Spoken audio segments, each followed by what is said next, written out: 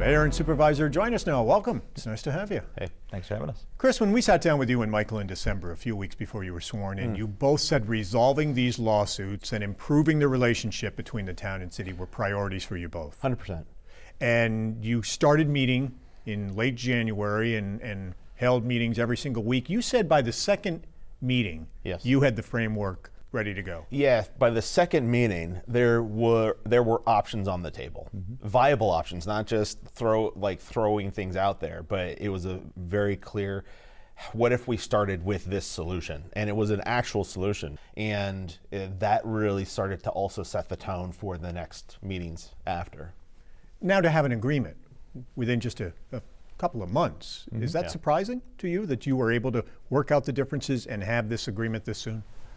It wasn't surprising to me, Tom, because I knew with Chris, taking the reins down at City Hall and really leaning in and wanting to have those conversations, which we've been pining for a long time.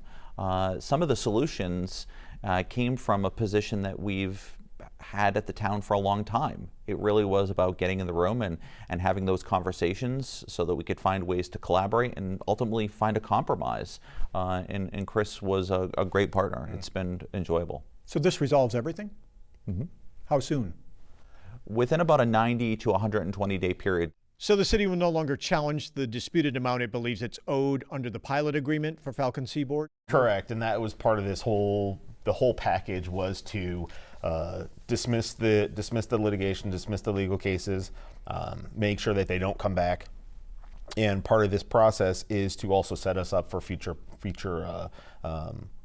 partnerships, future investments together, future initiatives that we can both look at. That's going to be the betterment for the betterment of our both communities. And is part of that the 220 acres off Ruger Street on Reeves Lane? Will the town play an active role in the development of that property, or is that just going to be the city? And how soon are you looking to develop that? Yeah, well, and part of that 90 to 100 days is that legal process for those boundary line adjustments for Reeves Lane, Sharon Avenue, and the LeMay Drive multimodal property at the county airport.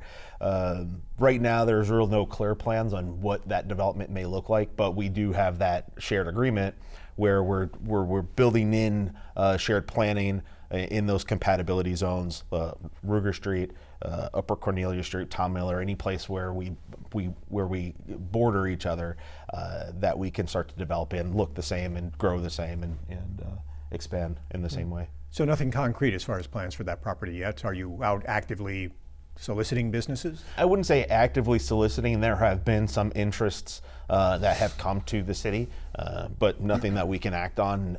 More than anything, it's, hey, that's a really good idea. We'll start to think about it, but nothing that has been solidified or concrete. And is the biggest selling point the power rates, that you can go to businesses and say you get the city electric rates? Well, sure. From a business perspective, yeah. I mean, that would be a good selling point from the city side, but we also have a fantastic quality of life. We live in a region that has that's accessible to international cities when the border opens, and other cities around the region. But it's a whole package. It's not just the electric rates. The 18 acres the town will get in the deal. Michael, tell us about that. It's right by the airport. It's where the multimodal transit center has been proposed as part of future expansions. We're currently servicing that building with town water. It's county property, currently in the city's boundary lines, but it would have cost hundreds of thousands of dollars for the city to bring infrastructure to that property. So by having these collaborative conversations, we understand where the opportunities were, where the cost benefits were. That represents about 18 acres. Currently, the multimodal is on there, but in the future, the county has talked about possibly developing a hotel there. The town of Plattsburgh has the infrastructure to easily allow for that to come about in the region. What are the memorandums that are part of this agreement? What have the town and city agreed to do together? There's a number of them, and one of the goals for us was to, one, put all of the litigation and the debate and the fight aside, put it in the past, just wrap it up, put it in the past, and then start to look at what we're going to do in the future. Our last week that we met, we had a 2-hour session to really kind of just button everything down. We had probably about a 20-minute tangent talking about the things that we were excited about to be looking forward to beyond this. Nothing to announce yet, just brainstorming and really just having some good conversations, but we're already talking about the next steps moving us into the future. You're already looking at additional shared services? Oh yeah, absolutely. Yeah. The County Shared Services Committee just restarted as well, so there's a lot of conversations for shared services throughout the county. But I will say, you know, the city of Plattsburgh needs help with recreation, right? We have the facilities, we don't have the programs.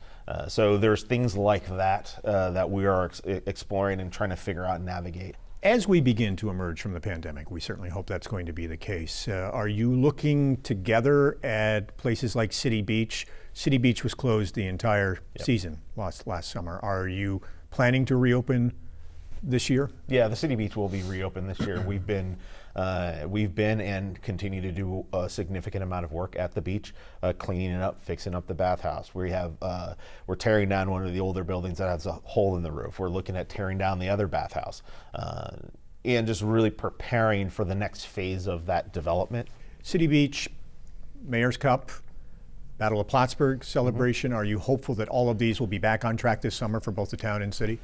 Certainly, from my perspective, we're already planning for the Mayor's Cup and Battle of Plattsburgh as well as the 4th of July event. Right now, we just have to be mindful and gauge the availability of large group events like this.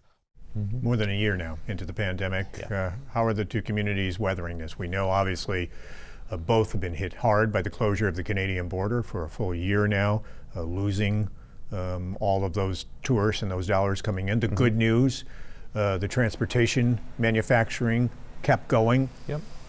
Thousands of people stayed employed during the pandemic. But overall, what's been the impact on the town, Michael? Oh, it's been huge. But I would say that it's very likely that the Canadian border will probably not be open again this summer. So what we need is our local community to continue to redouble their efforts and to support local from the restaurants and all the various local vendors and things like that. At the end of our fiscal year, we added about $1.3 million back in sales tax, budgeted sales tax back to our balance. Overall, we added about $4 million back to the budget at the end of the year, closing out the books. Financially, we didn't do horribly.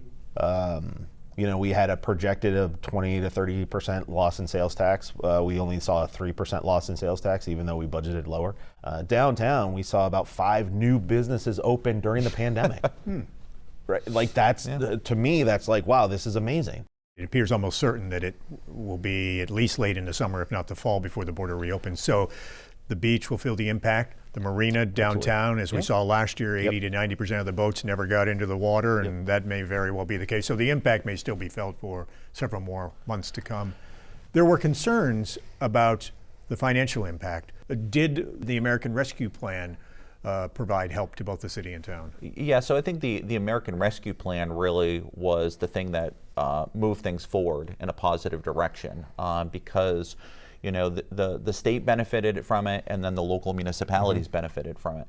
The town of Plattsburgh will receive approximately $1.3 million, and the guidance document still, we are waiting for how these funds can be activated.